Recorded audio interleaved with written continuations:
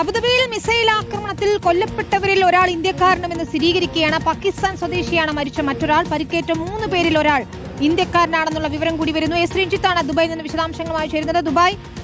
രഞ്ജിത്ത്, ദുബായിൽ ഇതാ നമുക്ക് അബുദാബിയിൽ നിന്ന് ലഭിക്കുന്ന ഏറ്റവും പുതിയ വിവരങ്ങൾ അനുസരിച്ച് 3 പേർ ഈ മിസൈൽ അവശിഷ്ടങ്ങൾ വീണ് മരിച്ചതിൽ ഒരാൾ ഇന്ത്യക്കാരനാണെന്ന് സ്ഥിരീകരിക്കുകയാണ്. വിശദാംശങ്ങൾ ലഭ്യമായിട്ടുണ്ടോ? ഇപ്പോഴും ആക്രമണം തുടരുകയാണോ ഗൾഫ് രാജ്യങ്ങളിൽ?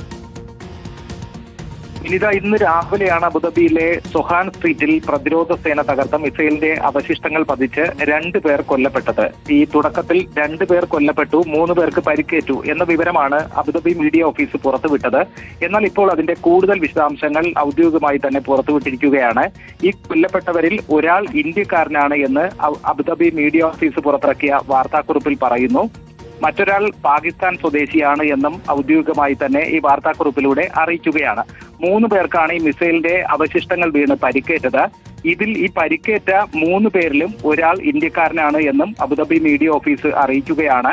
മറ്റ് 2 പേർ എന്ന് പറയുന്നത് ഒന്ന് UAE സ്വദേശിയാണ്, മറ്റൊന്ന് ജോർദാൻ സ്വദേശിയാണ്. നിരവധി വാഹനങ്ങൾക്കും നാശനഷ്ടമുണ്ടായി ഈ ഒരു മിസൈലിന്റെയും ഡ്രോണിന്റെയും അവശിഷ്ടങ്ങൾ വീണത് മൂലം. അക്കാര്യവും ഔദ്യോഗികമായി തന്നെ രാവിലെ സ്ഥിരീകരിച്ചിരുന്നു. ഇതോടെ ഈ കൊല്ലപ്പെട്ടവരുടെ എണ്ണം 11 ആയി ഉയർന്നിരിക്കുകയാണ് UAE-യിൽ. ശരി, എസ് രഞ്ജിത്താണ് വിശദാംശങ്ങൾ നൽകിയത് ദുബായിൽ.